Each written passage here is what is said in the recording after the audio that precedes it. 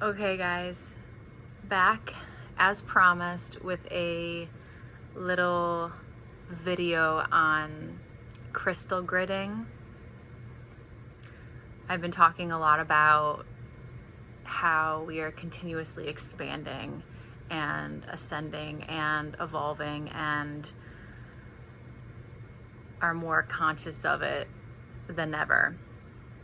And so while we go through this in our physical bodies, the spaces and places that are extensions of our physical bodies will also go through expansion and up levels right alongside us.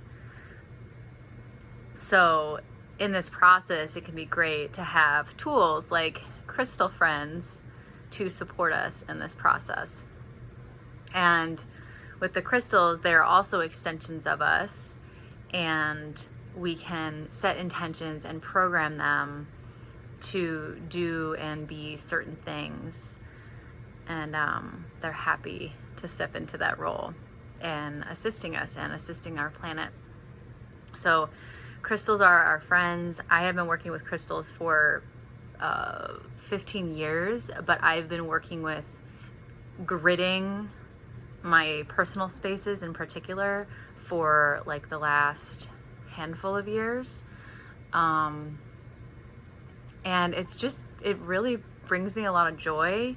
It's empowering and it's fun. So I'm going to give you guys a little video on like which crystals to bring in, and then how to program them. And I created a little script here that you guys can bring in and use as your programming decrees for your crystals. This is so cool. So where do I want to start? All right, let's start with the types of crystals you can use. So anything that I bring through, I want you to know that you have discernment to do with whatever you want. That's what I do with things that I learn, is I make it into my own. So this is a gift, this is an offering, this is an exchange of information. You take it and you can make it your own. So nothing is hard and fast, black or white rules here, right? So whatever you decide to take from this and like make into your own practices is up to you. Use discernment, use your integrity, use your intuition. Because the crystals that I typically use for gridding specifically, you may want to go with some different ones that are calling you. So I like to use, when I grid my home, I typically use Herkimer diamonds. Look like these. They look like little diamonds. They're a type of quartz, I believe. But when you look at quartz crystal, it's a little bit smokier, foggier, cloudier, versus the Herkimer, which is like very see-through and clear. And so you could grid in quartz. Quartz is a really good all-purpose, multi-purpose stone. I like to grid in the Herkimer. It's just a little bit more high vibe. I like to work with Herkimer when I'm working with my crown chakra or any of the crown chakras outside of the physical body. I like to work with quartz too for the crown or the third eye. But yeah, I like to grid with these babies specifically. Both of these crystals have, like, every crystal seems to have like an energy. Like when I hold on to the crystal, I can feel with my body if it goes up, if it goes down, if it goes in a certain direction, the energy of the crystal I'm working with. So like when it comes to gridding my home, I want to raise the vibration. That's my intention behind it. That doesn't have to be yours. Your intention might be to neutralize it or to ground and protect. Although you can program these crystals to do that, but overall, these have like the Herkimers and the quartz crystals specifically, they have more of an uplifting, the energy moves like up. I can feel it when I hold on to them. Another really great one, and also a good just crystal to have around. And I have this one above all my doorways. This is selenite. It's in the shape of a cute little heart. I love this selenite crystal. Selenite is like, you can't see through it. Super cloudy compared to, here's quartz, right? It's a little bit cloudier than the Herkimer. So selenite is a great neutralizer. It like wipes the slate clean energetically.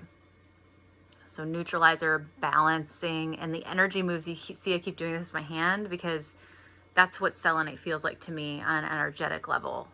It does like this. It just like wipes clean. It blanks out. So I like to have these specifically over my doorways. I have like 2 main doorways in and out of my house. And so above each of the doorways, I have a chunk of selenite. You can get like wands. This is a heart. This one sits by my bed. You can get like little pieces. You can get the raw stone or like a more polished stone is what I was looking for. This is a little bit polished because it's shaped into a heart versus like the raw. So selenite is great for balancing, and just so if anyone comes in and out of my home, the intention of my selenites above my doorway is to just clear any energy that's not like the home, that it leaves it outside of the home. So that's a great option. Another really good one is, I have so much black tourmaline. Here's a big chunk. Here's a little baby one. I put black tourmaline all over the place. Super grounding, super protective stone. I keep them by my bed. I have like all 3 of these guys by my bed on my like little crystal altar here. I keep them in my car. I keep them in my office. I also have a lot of, I actually have all of these in my office: selenite, quartz, and Herkimer. I have a little crystal altar in my office. And where else? By my bed, in my purse, in my car. Those are like the main spots, and then in my office. Super protective. When I hold black tourmaline, it's a grounding down. The energy is moving down, right? So I just covered like 3 of the different types of energy you might feel with these stones: up, horizontal, or like neutralizing, and down. And they come with those characteristics. So feel into it, feel into your stone, see what presents for you, and see what you're looking for, the energy you're looking to bring into your home. And then you can program it, set intentions for them, which I'm going to show you. I don't typically grid with tourmaline. I keep them around for protection, but I don't typically grid my house in them. But I have led workshops and classes where I've gridded in black tourmaline. You could also do black obsidian. It's another dark stone, very grounding, protective stone. And I liked that when I grounded during that workshop that I did. And that was a really just intuitive feeling. You could do all 3. You could call forward, the grounding and protection, the uplifting, and the neutralizing with the selenite. Again, these are just 3 options of crystals. These are a lot of my go-tos. If none of these resonate with you and you're feeling like a big chunk of amethyst would be nice in the 4 corners of your house, go for it. So listen to that. I'm just kind of giving a basic rundown and just coming from personal experience. So use discernment. But I grid with these babies, specifically my home. I do the 4 corners of my house. So check out your house. I do a square because that feels very stabilizing and secure. Like the 4 corners of a square is a very stable shape. But I've also gridded in triangles over the years. So feel into the shape that you're trying to cultivate. And that goes into the intentions with your crystal gridding too. So feel into what feels the best, and then create the points of the shape on your house. So Mine is in the 4 farthest corners, creating a square in my home. All right, I think I covered everything with that.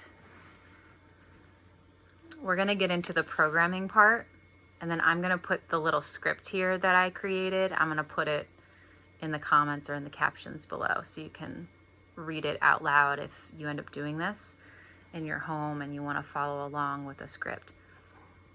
You can also change the words to this script, by the way. I want it to be really,